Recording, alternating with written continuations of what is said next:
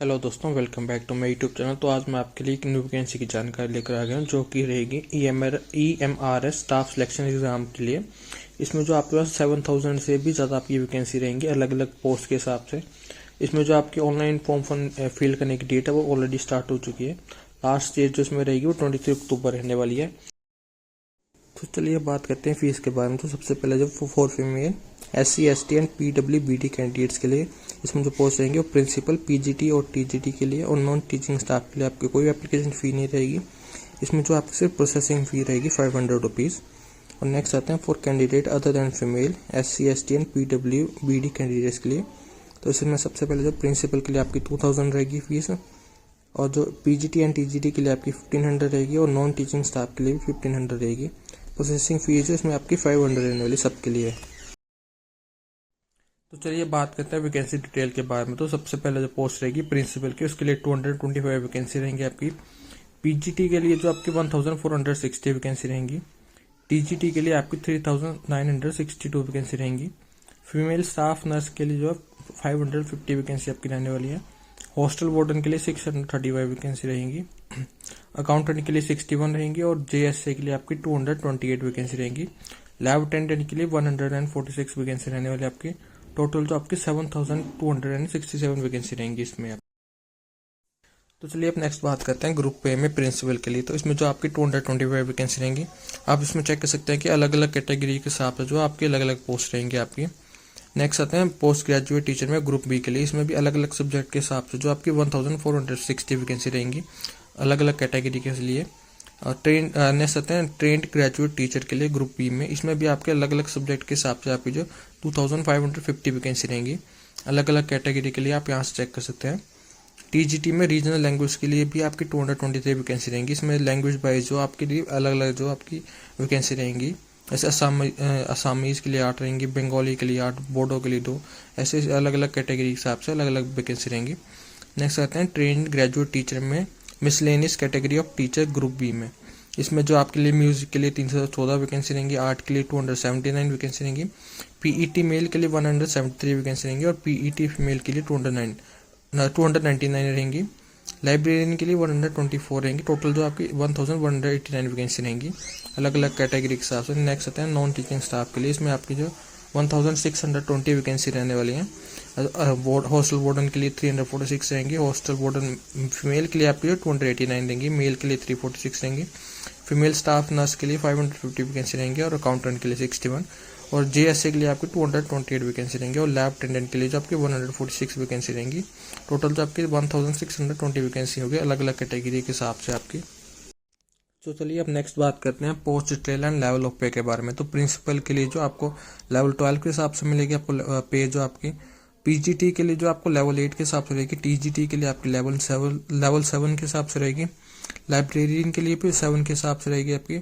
और आर्ट्स और म्यूजिक और फिजिकल एजुकेशन टीचर में मेल फीमेल के लिए जो आपके लेवल 6 के हिसाब से रहेगी। फीमेल स्टाफ नर्स के लिए लेवल 5 के हिसाब से रहेगी। हॉस्टल वार्डन मेल फीमेल के लिए जो लेवल 5 के हिसाब से रहेगी आपकी। अकाउंटेंट के लिए लेवल 6 के हिसाब से, JSA के लिए लेवल 2 के, और लैब अटेंडेंट के लिए लेवल 1 के हिसाब से। तो इसमें जो अलग अलग जो आपकी पे आपको यहाँ पे लिखी हुई है आप यहाँ पे से चेक कर सकते हैं। तो चलिए बात करते हैं स्कीम ऑफ एग्जामिनेशन की। तो जो टायर 1 आपका है वो है प्रीलिमिनरी एग्जामिनेशन, जो कि क्वालिफाइंग नेचर का है। इसमें जो आपको general awareness, reasoning ability, knowledge of ICT और एंड लैंग्वेज कम्पिटेंसी के क्वेश्चन जो आपसे पूछे जाएंगे। ये एग्ज़ाम जो OMR बेस्ड होगा, जिसमें आपको पेन पेपर का यूज़ करके आंसर देना होगा।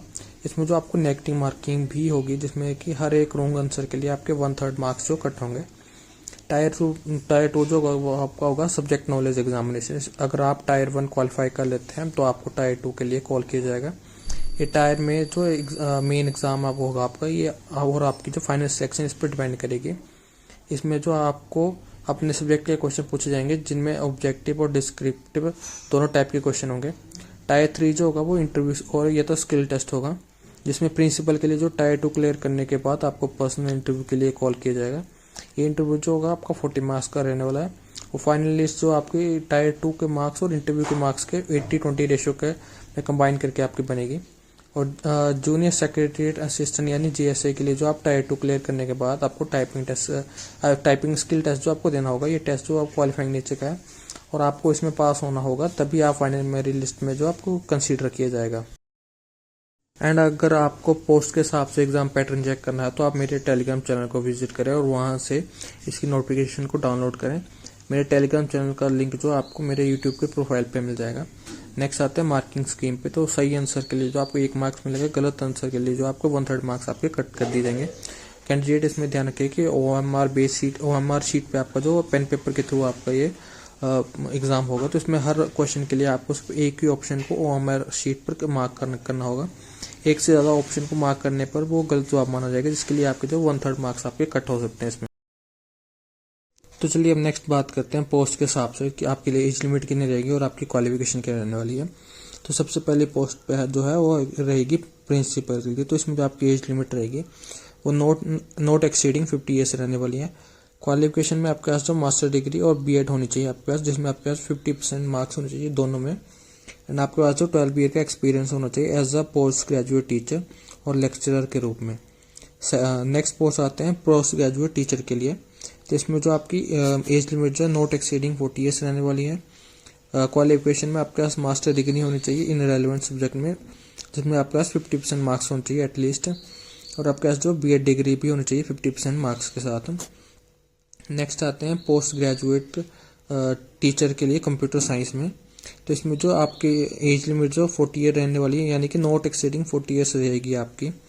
क्वालिफिकेशन में आपके पास MSc और MCA और ME और या तो MTech होनी चाहिए कंप्यूटर साइंस या IT में, विद आपके पास जो 50% मार्क्स होने चाहिए।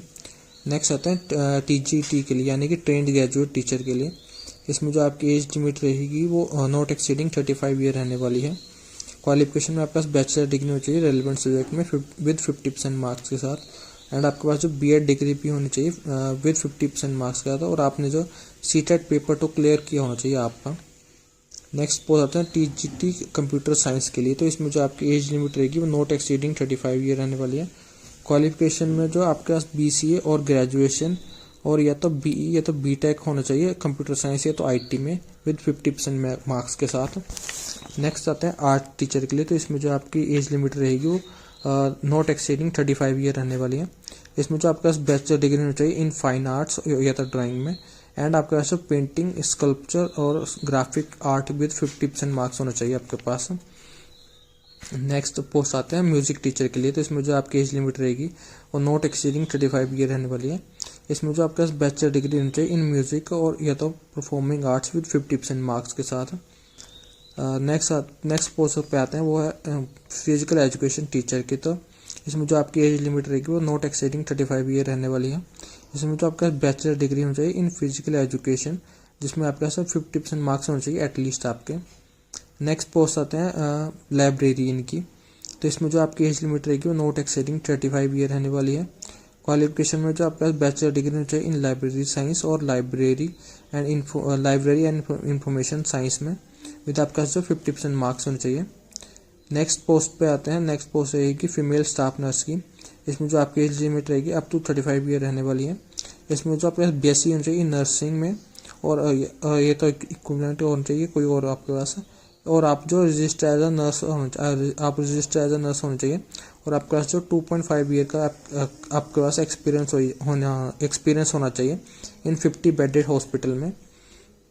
नेक्स्ट पोस्ट आते हैं हॉस्टल वार्डन की। तो इसमें जो आपका बैचलर डिग्री होनी चाहिए किसी भी रिकॉग्नाइज्ड यूनिवर्सिटी से, और आपकी जो एज लिमिट रहेगी अप टू 35 ईयर रहने वाली है।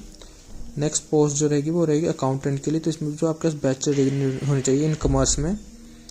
और नेक्स्ट पोस्ट जो आपकी रहेगी वो GSC के लिए रहेगी। इसमें जो आपकी एज लिमिट रहेगी वो अप टू 30 ईयर रहेगी। इसमें जो आप 12th पास होना चाहिए, और आपका जो टाइपिंग स्पीड होनी चाहिए एटलीस्ट 35 वर्ड पर मिनट इन इंग्लिश, और या तो 30 वर्ड्स पर मिनट इन हिंदी में होनी चाहिए। लास्ट पोस्ट इसमें जो रहेगी वो रहेगी लैब अटेंडेंट के लिए। तो इसमें जो आपकी एज लिमिट रहेगी अप टू 30 ईयर रहने वाली है। इसमें जो आप 10th पास होना चाहिए विद आपके पास सर्टिफिकेट और डिप्लोमा होना चाहिए इन लेबोरेटरी टेक्निक्स, और जो आप 12th पास होना चाहिए या तो आप जो 12th पास होना चाहिए साइंस स्ट्रीम के साथ। चलो हम नेक्स्ट बात करते हैं रिलैक्सेशन के बारे में। तो इसमें SC ST के लिए जो 5 ईयर रहने वाली है, OBC के लिए जो आपके 3 ईयर रहने वाली है, candidate with 3 year continue service in central government के लिए 5 ईयर रहने वाली है। वुमेन ऑल कैटेगरी के लिए जो भी PGT और TGT की पोस्ट के लिए अप्लाई कर रही है उनके लिए 10 ईयर रहने वाली है। पर्सन विद डिसेबिलिटीज़ के लिए जो SC/ST के लिए 15 ईयर रहने वाली है, OBC के लिए 13 रहेगी और जनरल कैटेगरी के लिए जो 10 ईयर रहने वाली है। और जो for other than permanent employ working in EMRS के लिए जो आपकी अप टू 55 ईयर रहेगी। तो चलिए आज के लिए इतना ही, और इसी तरह मेरे चैनल पर बने रहें और लाइक एंड शेयर और सब्सक्राइब करना ना भूलें। धन्यवाद।